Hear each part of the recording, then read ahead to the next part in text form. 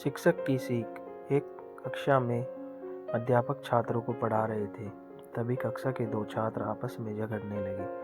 उनका झगड़ा देख अध्यापक ने पूछा, क्या बात है, तुम दोनों ऐसे क्यों झगड़ रहे हो?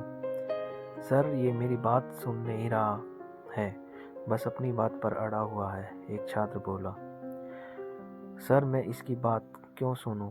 ये जो कह रहा है वो गलत है, ऐसे में इसकी बात सुनकर क्या फ़ायदा? दूसरा छात्र बोला। इसके बाद फिर दोनों फिर से आपस में उलझ गए।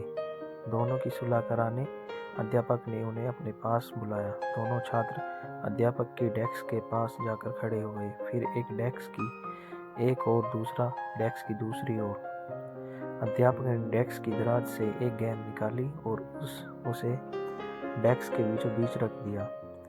उसके बाद वे दोनों छात्र फिर से बोले, इस गेंद को देखकर बताओ, ये किस रंग की है? ये सफ़ेद रंग की गेंद है सर, पहला छात्र बोला। नहीं सर, ये तो काली है, दूसरा छात्र बोला।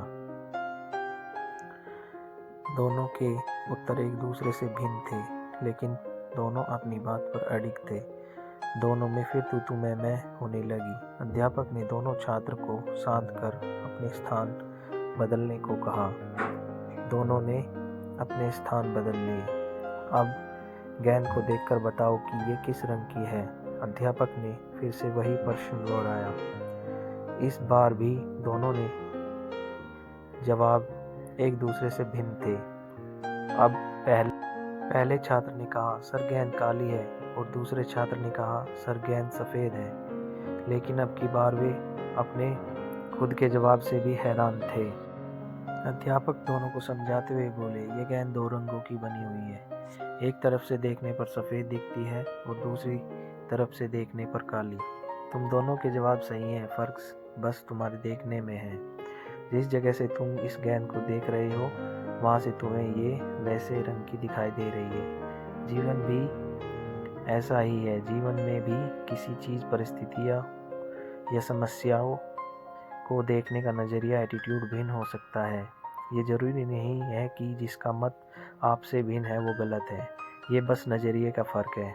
ऐसे में हमें विवाद में पड़ने के स्थान पर एक दूसरे के नज़रिए पर समझना का प्रयास करना चाहिए। तभी हम किसी की बात को बेहतर ढंग से समझ पाएंगे और अपनी बात बेहतर ढंग से समझा पाएंगे।